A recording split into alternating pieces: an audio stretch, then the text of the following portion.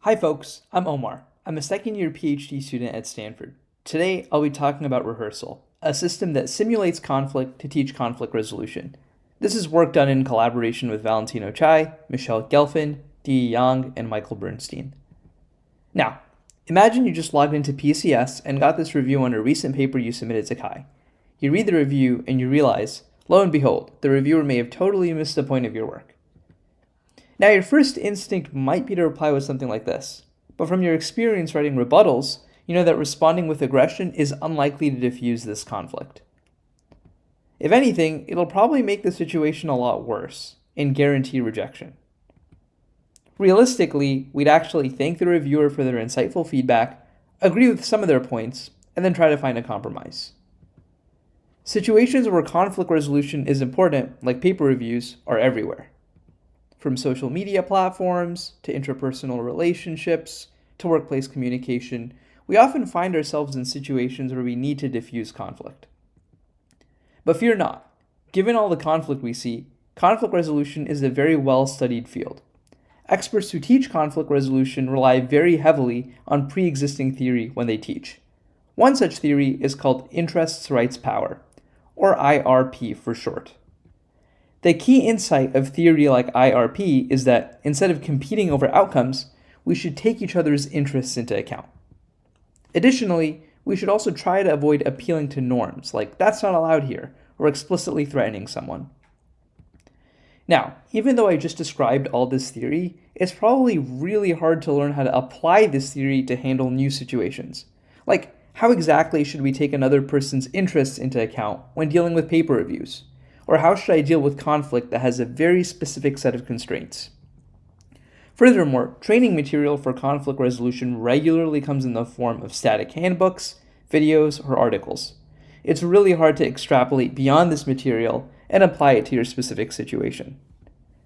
You can't practice in the real world either, since it might be a little risky. Picking a fight with someone just to practice is probably not a great idea. Now, you could find an expert to teach you, since experts offer role-play scenarios so students can practice, but finding experts to role-play conflict with is expensive, and experts are often very time-constrained.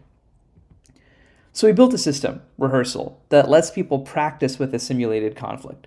Rehearsal works by grounding simulations in expert theory, so people who practice with Rehearsal are learning from expert-motivated training. On the right, we have an example interaction trace with someone practicing with Rehearsal.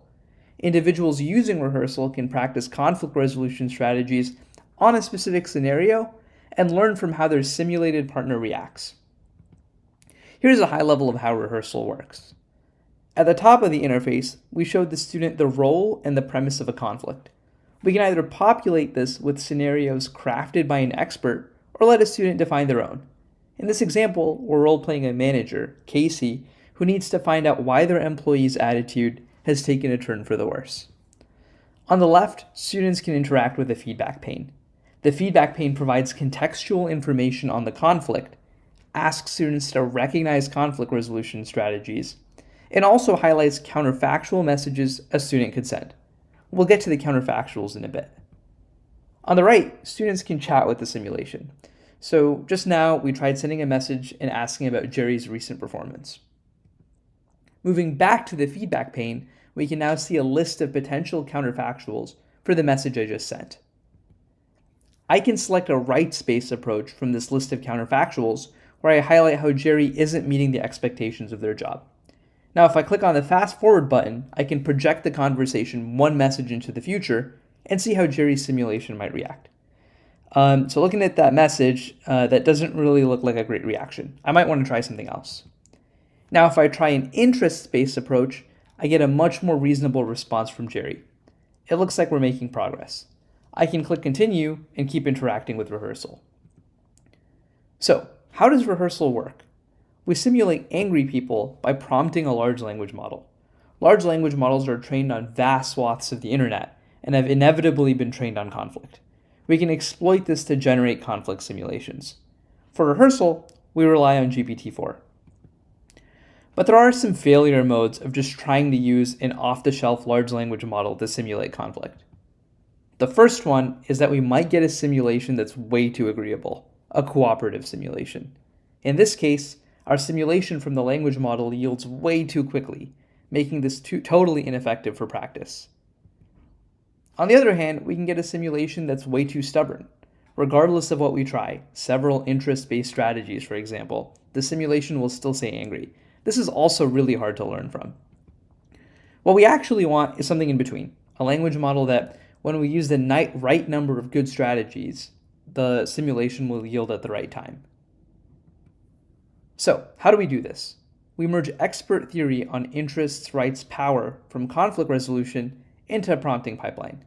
By merging conflict theory into prompts, we can both generate better simulations and provide users with message counterfactuals. Interest, rights, power prompting, or IRP prompting for short, consists of two components, a plan phase and a rank phase. In the plan phase, we use IRP to constrain a language model's generations to the concrete IRP conflict resolution framework. Specifically, we prompt the language models to generate messages for the simulation conditioned on each of the strategies. Then, we rank the generated message using a language model again to predict how likely the message will result in heightened conflict. We can add that message to the conversation context and rinse and repeat to simulate an entire conflict. We ran an evaluation across IRP prompting, asking researchers to rank generations across standard prompting and ablations of IRP prompting. Across our experiments, we found that using the full pipeline, denoted as full IRP, results in significantly better performance compared to just prompting GPT-4. Finally, we evaluated rehearsal with a user study, comparing the system to just static training material. We recruited 40 participants from Prolific and showed all participants static training material from a conflict resolution course at Stanford. In the control condition, participants were given 25 minutes to practice. In the rehearsal condition, we additionally provided individuals with access to the rehearsal system. We still gave these participants a total of 25 minutes, so no additional time. Participants just had the option to additionally use rehearsal. Finally, participants completed a quiz asking them to recall and recognize specific conflict resolution strategies. Then, participants conducted a predefined evaluation conflict with the researcher. All the participants went through the same final evaluation, so everyone in both the control and rehearsal conditions took the same quiz and were given the same conflict to role-play with the researcher. We then coded the conversations with the researcher for cooperative and competitive conflict resolution strategies. So we marked interest-based strategies as cooperative and rights or power-based strategies as competitive. In the quiz evaluation, we simply tested participants on a series of short answer and multiple choice questions where they were asked to recall or recognize a specific conflict resolution strategy. We found that rehearsal did not improve knowledge skills compared to just using static training alone. So between the control condition and the rehearsal condition, there was no statistically significant difference. Now, moving to the researcher eval, where participants actually engaged in a final conflict roleplay, we saw significantly higher use of cooperative interest-based strategies. Specifically, participants doubled their use of cooperative strategies, using a lot more compared to the control condition. We also saw a significant reduction in rights or power-based strategies. Participants reduced their use of competitive strategies by 66%. So while rehearsal did not have a significant effect in the quiz portion of the evaluation, we did see an outsized effect in the application evaluation. In other words, we found that rehearsal improved the street smarts of conflict resolution, how folks actually applied these strategies, but not the book smarts, so folks were able to recall or recognize the specific strategy name. Now, why is this happening? We looked at some of the open-ended feedback from our participants for insights. Our participants generally echoed how, with static trading, it was really hard to envision how one might apply a specific conflict resolution strategy. So even though it's really easy to read about conflict resolution, it's pretty hard to implement. This is exactly what rehearsal offers, though, a simulation space to apply theory. Another participant highlighted how, while they did pay attention to the static training, it was really hard to find a way to naturally integrate the lessons in a conflict.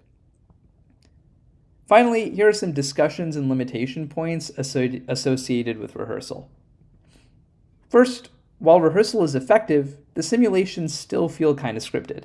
After you've seen a few, you'll notice that the generations are a little on the nose, like the one on the right. This is probably a result of preference tuning on these language models. Another point is that rehearsal only works because we're grounding the model in expert theory.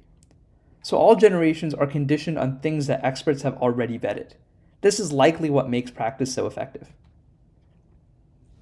Finally, rehearsal doesn't work for everyone. There are inherent limitations to any kind of skill training. For example, one participant in the rehearsal condition saw no improvement following training in both the quiz or the evaluation conflict. In settings where a student doesn't want to engage with the material, we don't expect systems like rehearsal to work. Thanks a ton for listening. Feel free to scan the QR code to read the full paper, and please feel free to reach out with any and all questions. Thank you.